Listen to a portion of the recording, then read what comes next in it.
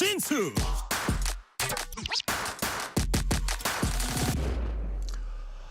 국민의힘 김문수 대선 후보와 무소속 한덕수 대선 예비 후보의 단일화를 두고 김 후보와 당 지도부가 갈등을 빚고 있습니다. 이런 가운데 조금 전 한덕수 후보는 기자회견을 열고 단일화가 안 되면 대선 본후보 등록하지 않겠다는 입장을 밝혔습니다. 이렇게 단일화 내용이 깊어진 가운데 김문수 후보와 한덕수 예비 후보는 조금 전인 오후 6시에 만나서 지금 이제 막 만났기 직전이라는 얘기가 들어왔는데요. 단일화 논의 이제 곧 시작하게 됩니다. 자, 원영섭 국민의힘 김문수 후보 캠프 뉴미디어 단장과 얘기 나눠보겠습니다. 원영섭 변호사님 어서 오세요. 예, 반갑습니다. 원영섭입니다. 시간 내주셔서 감사드려요. 예. 자, 예. 아까 이제 무슨 기자회견이지 그러고 보셨을 텐데 단일화 안 되면 대선 불출마하겠다. 기자회견. 예. 한덕수 전 총리 기자회견 어떻게 보셨어요? 아니 조금 좀 이례적인 기자회견 같아요. 그러니까 왜냐하면 단일화 회동 직전에 한 거거든요. 예. 원래라고 하면 좀 단일화 회동 이후에 네. 단일화 회동하고 여러 가지 논의가 오간 거를 정리하면서 본인이 생각했던 이야기를 하는 게 네. 그게 맞지 않나라는 생각을 했거든요. 또 기자들이 많이 기다리고 있고 거기에서 이제 백벌 비슷하게 하면서 자기가 생각했던 이야기를 하시면 그게 최대한 모양새가 맞지 않나 싶었는데 지금 예를 들어 이런 그게 협상을 유리하게 끌고 가려고 한다면 네. 제가 볼 때는 그 단일화가 안 되더라도 완주하겠다.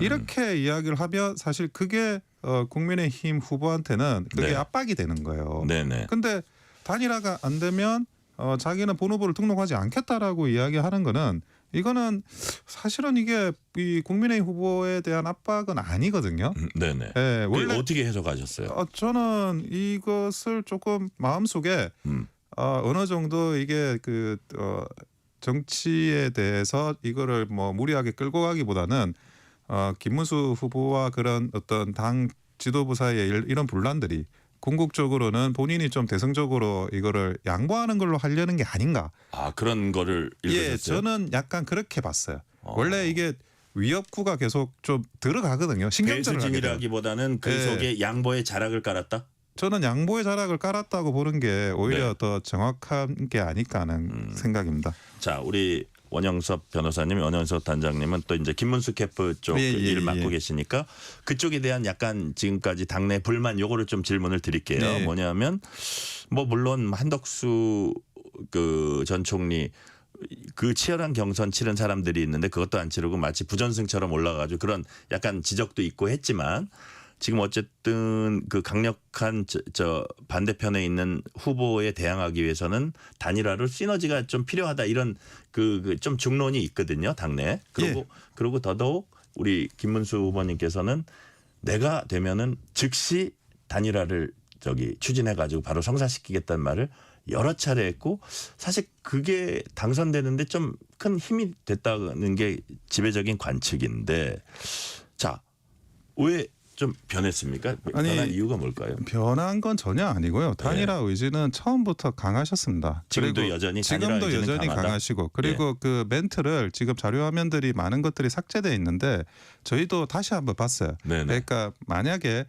출마를 하면 한덕수 후보가 그러면 단일화를 하겠다 이렇게 이야기를 했는데 출마라는 게 후보 등록을 하는 게 출마지 않습니까? 네. 그러니까 그것을 굉장히 전당대회 날짜 그러니까 본 후보 선출 날짜하고 네. 본 후보 등록 기간이 굉장히 붙어 있어요. 네. 그러니까 본 후보 등록하고 그리고 뭐 무소속 상태로 후보라고 하더라도 과거에도 여러 차례 보면 그런 상태에서 단일화가 많이 이루어졌으니 뭐 그런 케이스까지 다 포괄해 가지고 저는 경우의 수를 두고 계셨다라고 생각을 하고요. 그래요. 예. 그리고 또 하나는 만약에 지금 현재 국민의힘의 지도부가 하는 것처럼 아주 빠른 시간 내에 여론조사나 이런 걸 통해 가지고 12일 이전에 결론을 내려고 하면 최소한의 컨벤션을 일으킬 수 있는 그런 업무 지원이 필요합니다. 네. 그런데 지금 현재까지도 국민의힘에서 선대위에 그런 임명장이 발행이 되지 않고 있어요. 요즘에는 모바일로 다 발급을 하지 않습니까? 네네. 그래서 저도 김문수 캠프의 뉴미디어 단장이지 국민의힘 선대위에 어떤 직함이 없어요. 아, 이제 당 대선 후보가 선출되는데도 불구하고 그러니까 그러면 이거는 그냥 아예 그 선거 운동을 뭐 하지 말라는 이야기거든요. 네. 선거 운동을 하지 말라고 해놓고 다른 그 후보하고 여론조사를 붙여가지고 승부를 내자라고 하는 게 이게 상식적으로 가능한 이야기인 건지 저는 그 굉장히 그 부당한 처사에 납득이 안 되는 겁니다. 네. 그래서 정말 그 뭘 지원했다라는 이야기를 하는데 전혀 지원받은 거 없고요. 지금 그 임명장도 못 나눠주는데 무엇을 지원하고 무엇을 지금 그 당무 우선권을 존중했다라는 그것도 이해가 안 됩니다. 그래서 지금 현재 뭐 여러 가지 그 설왕설래들이 있지만 네. 이런 논란들이 본 후보에 대한 존중이 조금이라도 있었으면 불필요한 논쟁이지 않았을까 하는 생각은 든다는 거죠. 네. 아까 우리 원영섭 단장님 말씀 중에 뭐 이게 여러 가지 단계별로 단일화 꼭 뭐 당장이 아니더라도 여러 단계별로 단일화 생각하고 계신 것 같다 그러면서 후보 등록을 한 이후의 단일화도 이제 좀 언급을 하셨는데 만약에 그렇다면 어차피 이게 그 김문수 후보가 나가든 한덕수 후보가 단일 후보가 되건 만약에 그 되려면 좀 이재명 후보와 겨뤄보려면 국민의힘 타이틀을 갖고 나가는 게 저 훨씬 더 효율적이고 이제 그럴 텐데 그 뭐 표를 얻는데도 저 도움이 될 텐데 11일 이후가 된다는 거는 어떻게 보면 김문수 후보 측에서 한덕수 쪽을 좀 고사시키려는 거 아니야 이런 시각도 또 있거든요. 아니요, 전혀 그 전제가 저는 납득이 안 되는 그래요? 게 지금까지 역대 단일화 가장 최근에 윤석열 대통령과 안철수 그 당시 후보와의 단일화는 네. 언제 했냐면 본 후보 등록하고 그리고 나서 투표용지 인쇄하고 네. 그리고 단일화했습니다. 그거 굉장히 극적인 단일화라고 해서 그 안철수 후보에 대해서 지금 의원이시죠. 많이 이렇게 고마워하고 공도 있다고 사람들이 다 생각을 하고 있어요. 그리고 그 전에도 뭐 그 안철수 후보와 뭐 문재인 대통령 사이의 단일화 그리고 그 전에도 뭐 DJP 단일화 여러 가지가 있었지만 이런 식으로 그 원샷으로 짧은 기간 내에 경선을 해서 꼭 당 타이틀을 달아야 된다라고 해야 되는 단일화 그래야만 이길 수 있다라는 단일화는 이번이 처음이에요. 한 번도 이런 전례가 없습니다. 그러니까 많은 분들이 노무현 대통령과 정몽준 후보 사이의 단일화를 이야기하는데 그거는 무소속 후보 정몽준이 아니고 국민연합 21이라는 그렇죠. 당대당의 합당을 전제로 한 단일화였어요. 그래서 그때도 뭐 이런저런 많은 논란이 있었지만 결국 합당을 전제로 한 단일화를 했기 때문에 경선도 하고 했던 건데 네. 근데 지금은 그런 것도 아닙니다. 근데 왜 그렇게 하는 게 훨씬 더 그 막판까지 어떤 긴장감, 드라마, 극적인 거를 만들어내는 단일화보다 더 유리하다라고 하는지 저는 납득이 안 돼요. 그거를 반면에 돌려서 말하면 한덕수 전 총리한테 몰아주기 위한 이 어떤 수순이 아닌가 이런 의심을 낳을 수 있는 부분이라고 보시는 거예요? 그게 좀 의도가 납득이 안 되는 의도지 않습니까? 아니 본인이 무소속 후보로 열심히 하고 네. 김문수 후보는 국민의힘 후보로 열심히 하고 그러면 토론회도 하고 검증도 하고 뭔가 이렇게 각자가 이렇게 국민들께 보여주는 게 있고 그게 마지막 결정적인 단계에서 단일화가 된다 그러면 저는 이것이야말로 진짜 이 시너지를 일으킬 수 있는 단일화라고 생각을 해요. 그런데 우리 후보를 국민의힘 후보를 뽑아놓고 아무것도 지원 안 하고 언제까지 안 하면 뭐가 입에 담을 수도 없는 그런 표현을 쓴다는 게 그게 납득되지 약속하지 않았느냐 막 이러면서 예. 그러니까 자 11일까지 네. 여론조사 경선을 해서 단일화를 하겠습니다라고 약속한 적이 없습니다. 네. 예. 그리고 이렇게 아무런 그런 그 당의 본 후보로서의 대우나 지원도 받지 않고 그렇게 하는 불공정한 단일화는 그 자체로도 어떤 그 감동도 희망도 없는 그런 단일화가 될 수밖에 없어요. 제가 한 가지 더 좀 이것도 말씀드리고 싶은 게 네.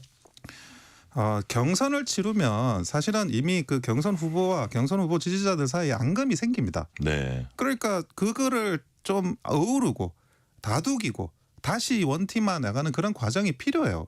그 최소한의 과정 속에서 우리가 다시 그 지지율이 회복이 되고 뭐 이재명 후보와 싸우는 그런 장이 만들어지는 건데 한덕수 후보는 경쟁하지 않았잖아요. 네. 그리고 김문수 후보는 아주 치열한 3차까지 이르는 경쟁을 하지 않았습니까? 그러면 이 뭐랄까 이 그 기운을 추스릴 그런 최소한의 어떤 그 밑자락은 네. 김문수 후보한테 기회를 줬었어야 한다는 거죠. 그래요. 저희가 오늘 사실 그 저의 질문의 흐름도 이렇게 제가 좀 이렇게 정리를 해놓고 보니까 왜 이렇게 11일까지 어렵냐 이런 그 흐름이 좀 있네요. 근데 예, 그 예. 부분은 원영섭 단장님이 보기에는 너무 어떻게 보면 전체판을 보기보다는 약간 한덕수 후보 쪽에 좀 그러니까 치중된 한덕수 그런 그 어떤 구조다 그렇게 보시는 거예요? 단일화를 하라는 요구가 아니라 한덕수 후보한테 양보하라는 요구처럼 들린다는 거죠. 사실상. 예, 예. 네. 그게 감동적인 단일화가 된다는 겁니까? 네. 역대 그렇게 된 단일화의 전례도 없는데. 자 그리고 그 사이에 뭐 이런 전국위원회 전당대회 소집 논란도 있었습니다. 이게 이제 이양수 사무총장은 뭐라고 설명을 했냐면 이게 뭐 누가 되건 예를 들어서 김문수 후보가 그대로 되면은 뭐 그 문제가 없지만 어쨌든 모든 경우의 수에 대비해야 되니까 전국위원회 전당대회 이제 이거를 이제 준비를 갖춰놔야 된다 이렇게 했거든요. 그러니까 그 부분도 또 저쪽에 치우친 거 아니냐. 처음엔 이제 이런 지적도 김문수 캠프에서 좀 했었는데 그 부분에 대해서는 뭐 어떻게 새로운 좀 상황도 파악이 되고 있다면서요. 지금. 아니 지금 이게 네. 기본적으로 네. 후보를 교체하는 절차가 없어요. 당원 당규가 없습니다. 네. 이거는 나경원 의원도 정확하게 지적을 한 부분이에요. 네. 만약 우리가 후보를 선출했는데 그 후보를 교체하려면 어떻게 해야 될까 규정이 없어요. 근데 다만 후보를 선출하는 과정에서 전당대회라는 절차를 통해서 선출을 했고 전당대회가 우리 그 국민의힘의 민주당도 마찬가지로 최고 의사결정을 하는 장이거든요. 네네. 그러니까 적어도 전당대회로 선출된 후보를 교체하려면 또 전당대회를 열어야 되는 거 아니냐. 여기까지가 기본적인 뭐 법리였던 것 같아요. 네네. 근데 제가 이게 납득이 안 되는 게 전당대회를 열려면 당원 당규에 그게 방식이 소집 통지가 명시가 돼 있어요. 그러니까 상임정국위를 열어서 소집을 의결하거나 아니면 그 전당대회 대의원의 1000명 이하의 대의원 중에 뭐 몇 프로를 동의를 받거나 또는 이제 전 당원 이 80만에 달하는 전 당원의 몇 분의 1의 동의를 받아야 됩니다. 그걸 거쳤습니까 지금? 저희는 그걸 거쳤는지 확인이 안 되고 있어요. 아, 그래요? 네, 네, 그래서 아니 일단은 뭐 전당대회 대의원에 그거는 뭐 이미 그 다음부터는 인원수가 많아가지고 네, 그걸 거쳤으면 우리가 모를 수가 없고 그러면 상임정국위원회가 의결이 있느냐? 네. 그 상임정국위원회는 100인 이하입니다. 보통 한 40~50명 정도 되는데 네네. 이분들한테도 물어봐도 그런 게 없었다는 거예요. 그러면 일단은 없는 걸로 보이는 거예요. 그렇죠. 지금? 없는 걸로 보이고 그리고 나서 원래는 그 소집 의결을 하고 5일에 공시를 해야 되는데 네. 지금 소집 의결을 없는 상태에서 지금 5일에 공시가 들어갔다고 하면 이거는 당원 당규를 위반한 겁니다. 그리고 지금 만약에 그럼 그런 논리라면 11일까지 하는 거는 안 된다 뭐 그런 지금 말씀 같네요. 물리적으로 불가능하죠. 그리고 이게 후보를 만약에 교체한다 그러면 이거는 네. 그 개인의 신상에 대한 부분이지 않습니까? 네. 개인의 신상에 대한 부분은 적법 절차를 굉장히 엄격하게 따집니다. 그래서 과거에도 그 이준석 당대표 시절에 이준석 당대표의 어떤 그 당대표 권한, 당대표 지위를 박탈하는 거에 대해서 엄격하게 판단을 했기 때문에 당원 당규 개정까지 해야 됐어요. 처음에는 또 그 가처분 또 인용이 되고 그런데 지금도 따지고 보면 아니 가장 중요한 게 소집 의결인데 네. 그 소집 의결이 확인이 안 되고 있다는 거죠. 그렇다 이거죠.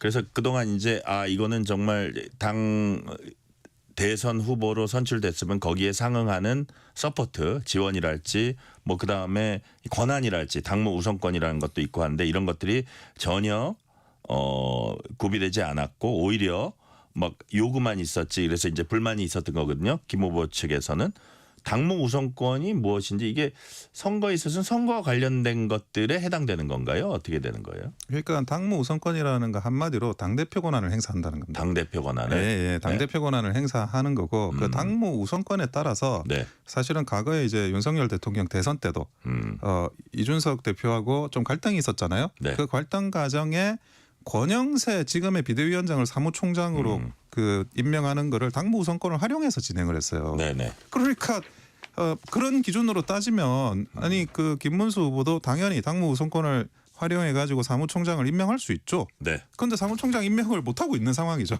그런데 뭐 당 지도부에서는 그게 아니라 뭐 사람을 추천 안 했다 이런 식으로 이야기하는데 글쎄 그거는 캠프 입장하고 당 네. 지도부 입장하고 좀 다른 것 같습니다. 자, 원영섭 변호사님 그 오늘 이제 지금 만나고 계실 겁니다. 두 분이. 예. 저기 이제 보니까 손잡고 있는 얘기도 나오고 그리고 이제 언론이 약간 물러나면은 속 깊은 얘기도 이제 나누실 텐데 오늘 회동의 결과 어떻게 전망하세요? 저는 그 이번에 뭐 결국에는 단일화는 어떤 식으로든지 될 수밖에 없는 상황이 됐고 네. 그거는 이제 그 한덕수 후보 측에서도 본인이 이야기를 한 게 있기 때문에 다만 어떻게 하면 이게 화합이 되고 그리고 정권을 재창출할 수 있는 아름다운 단일화가 될 거냐 이런 논의를 하는 게 뭐 가장 중요하지 않을까 싶어요. 그래서 그래요? 그런 논의 속에서 뭐 대외적으로 말할 수 없는 그런 비밀 이야기도 있을 수 있죠. 네네. 정치라는 게 그런 거니까. 네. 그래서 그런 것들 허심탄회하게 이야기를 하시고 그리고 본인들의 최종적인 결정 뭐 이것만 한 번 만나서 그러면 다 되느냐 그렇게도 저는 보진 않아요. 뭐 한두 번 더 만날 수도 있다고 생각합니다. 그래서 결국에는 이 사람의 마음을 서로가 서로 다치지 않게 하는 거 그리고 각 캠프의 입장을 좀 존중해서 처리하는 거 그런 것들은 기본적으로 지켜지면서 대화가 오고 가게 될 거라고 생각합니다. 네. 자, 그 전당원 대상 여론조사 단일화 찬반에 대한 이걸 지금 당에서 이제 진행을 네. 하고 있고 오늘 저녁 밤 9시까지 그거를 이제 조사를 해서 어쨌든 일단 결과는 갖고 있겠다 그러거든요. 네. 이 부분은 어떻게 보세요? 아니 단일화를 김문수 후보가 반대합니까? 단일화 다 찬성해요. 저도 찬성합니다. 단일화의 형식과 방법과 이런 거는 논의가 있을 수가 있죠. 심지어 그 DJP나 이런 그 단일화도 1년 걸렸습니다. 대선 기간 내내 어떻게 단일화를 하지? 그 문제 가지고 굉장히 오랜 시간 걸렸어요. 네. 그런데 그런 것들을 도외시하고 당연히 그 있을 수 있는 그런 이제 서로 간에 논쟁이라면 논쟁이고 토론이라면 토론인데 그걸 마치 그 단일화를 반대하는 것처럼 김문수 후보를 매도하는 방식으로 이 여론조사를 활용한다 그러면 이거야말로 본 후보를 굉장히 모독하는 여론조사라고 볼 수밖에 없는 거죠. 김문수 후보도 단일화 하겠다고 하고 저도 단일화 해야 된다고 생각하고 있습니다. 이 부분에 대해서 왜 이 여론조사가 필요한지 근원적인 의문이 있을 수밖에 없죠. 네, 이 결과는 어쨌든 그 당원들이 거의 공유하고 있는 것처럼 결과는 너무 명약관화하잖아요. 사실. 그렇습니다. 그죠? 예, 그래서 예. 근데 그거의 의미가 김문수 후보가 반대하는 게 아니기 때문에 사실 이런 조사가 무슨 소용이 있냐 이렇게 그러니까 보시는 왜 거네요. 필요한 거예요? 다 찬성하는데 단일화 해야 된다고 생각하는데 단일화 하기 위해서 지금 이렇게 후보가 김문수 후보가 먼저 연락해가지고 또 만나지 않습니까? 네. 자, 예를 들어서 이제 김 후보 측에서는 이른바 원샷 단일화도 얘기를 하고 있습니다. 그 개혁신당 이준석 후보, 새미래민주당 이낙연 상임고문까지 포함한 단일화. 자, 근데 또 이런 얘기를 해요. 일각에서 한덕수 예비 후보와의 단일화도 사실 간단한 작업이 아닌데 그렇게 공개적으로 반대 입장을 밝히고 있는 그 이준석 후보라든지 또 그 이낙연 상임고문 같은 경우는 사실 이 국민의힘 쪽과 하는 거에 대해서 되게 이제 부정적이거든요. 이것까지 언급하는 게 혹시 안 하려는 거 아니냐 이런 또 그 의심을 하는 분들도 있어요. 저는 오히려 네. 그 단일화의 의지가 있다면 그렇게 행동 패턴을 보이시는 게 더 정상적이라고 봐요. 아 그래요? 예. 내가 나는 완주할 거야. 나는 완주해서 당신 표를 그 국민의힘 표를 뺏어올 수 있어. 네. 이런 위세를 보이는 게 사실은 단일화를 하는 일반적인 패턴이거든요. 예. 예. 근데 그걸 가지고 단일화를 안 할 의사라고 생각하는 거는 아직은 그런 판단을 하기는 이르다고 생각합니다. 그런데 어쨌든 김문수 후보가 국민의힘 후보로서 네. 그러니까 이재명 대표와 맞서 싸우는 국민의힘이라는 공당의 후보가 되어 있다 그러면 결국 약간 그 포용적이고 큰형님 같은 그런 그 캠페인을 단일화와 관련해서 할 수밖에 없어요. 이번에도 사실은 경선 과정에서도 1등 후보라고 스스로 또 생각을 하셨기 때문에 나중에 이 경선하는 후보들하고 합심을 해야 되지 않습니까? 네네. 그러니까 이게 세게 공격하기가 어렵다. 네네. 그러니까 이게 세게 공격하기가 어렵습니다.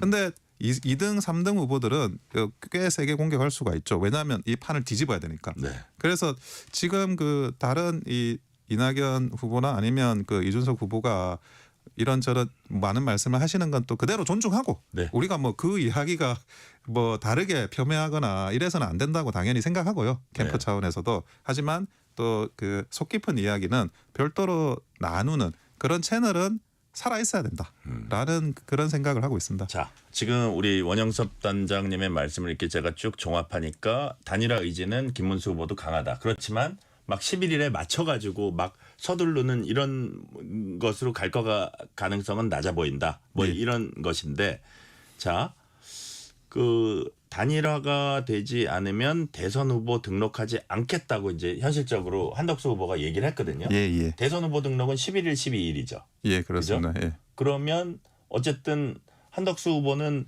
자기가 국민의힘 타이틀이 아니면은 대선 뛰지 않겠다는 뜻으로도 거의 읽히는 그런 모습이잖아요. 예. 그러면 거기에 맞춰서 하지 않으면 한덕수와의 단일화는 현실적으로 물 건너간 겁니까? 그게 단일화가 된 거죠.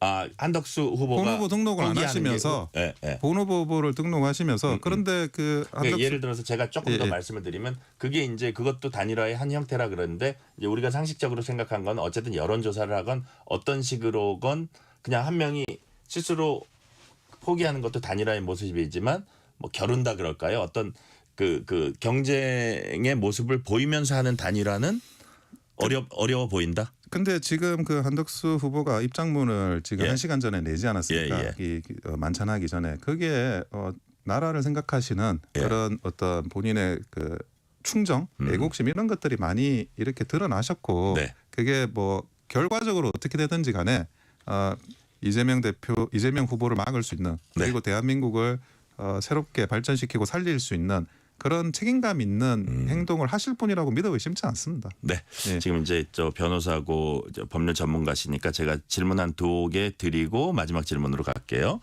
자, 서울 고법이 저 이재명 대표 파기환송심 첫 공판기일을 5월 15일에서 대선 이후 6월 18일로 연기했습니다. 권성동 원내대표는 민주당의 대법원 파기를 위한 전면전이 바로 오늘 시작됐다 이렇게 평가했습니다. 원영섭 변호사님께서는 오늘의 이 사안을 어떻게 평가하세요?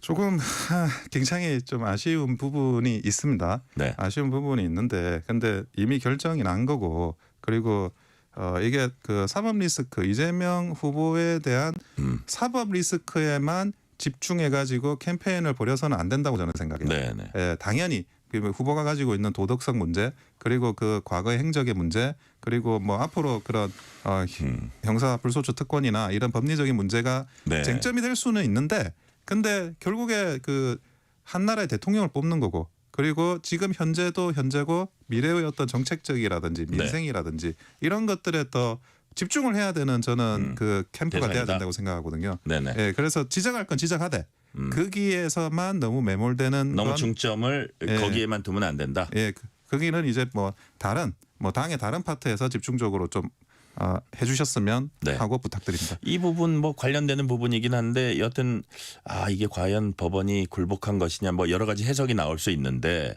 아니면 그 어떤 선거 운동을 보장한 것이냐 뭐 여러 가지 해석은 가능합니다. 근데 동시에 민주당은 대법원장 청문회라든지 뭐 탄핵까지도 검토하고 있다고 하고 입법 추진 내용 보면 대통령 되면 진행 중인 재판 멈추는 내용 그 이재명 후보 유죄 판결 받은 공직선거법 조항의 행위 부분 제외시킨 법안.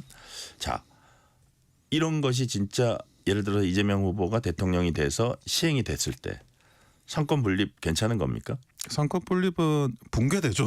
상권 그죠? 분립을 견제하려면 네. 하나는 행정부, 하나는 국회, 그리고 하나는 사법부지 않습니까? 네. 국회는 완전히 아주 뭐 과대한 의석을 민주당이 가지고 있고 네. 그리고 그 국회의회에서 입법이 되는 걸 거부권으로 견제해야 되는 행정부가 만약 대통령이 민주당 대통령이다 이재명 대통령이다 그러면 견제가 안 되고 네. 게다가 사법부가 사실은 이번에 그 기일을 변경하는 거나 이런 거는 누가 보더라도 그런 어떤 그 민주당 이재명 후보에 대해서 굴복하는 모습으로 비춰줄 수밖에 없어요. 그러면 어떻게 이 상황들이 상권 분립이 유지가 되는 거냐 네. 그렇게 보일 수 있느냐 저는 그건 불가능하다고 보는 거고 거기와 관련해서 국민들께서 이번 대선에 현명한 판단을 해 주십사 부탁드리는 겁니다. 자, 마지막 질문 드릴게요. 국민의힘이 어려운 상황 속에서 대선 치러야 합니다.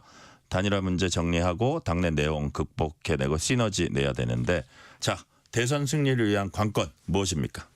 결국에는 미래에 대한 그 능력과 국민들을 행복하게 해줄 수 있는 능력과 어떤 도덕성을 갖춘 후보라는 걸 제시를 해야 되는 거거든요. 네. 결국 그 민생이라는 건 항상 또 힘드신 분들이 있을 수밖에 없고 경제는 항상 발전해야 됩니다. 예. 그런데 우리가 지금 놓여져 있는 환경이라는 게 녹록치 않아요. 네네. 또 특히 뭐 미국발 관세 전쟁이라든지 그리고 내부적으로도 어떻게 하면 뭐 이런 침체된 경기를 더 살릴 수 있을까? 뭐 전기세부터 해가지고 네네. 그래서 이런 부분들에 대해서 그 특히 청년 일자리 이런 부분들에 대해서 아주 그 의미 있는 그런 정책과 그리고 그 정책을 실행할 수 있다라는 그런 신뢰를 주는 것 그것이 가장 필요한 일이라고 생각됩니다. 네, 오늘 말씀은 여기까지 듣겠습니다. 지금까지 원영섭 국민의힘 김문수 대선 후보 캠프 뉴미디어 단장이었습니다. 말씀 감사합니다. 예, 감사합니다. 편지 왔습니다.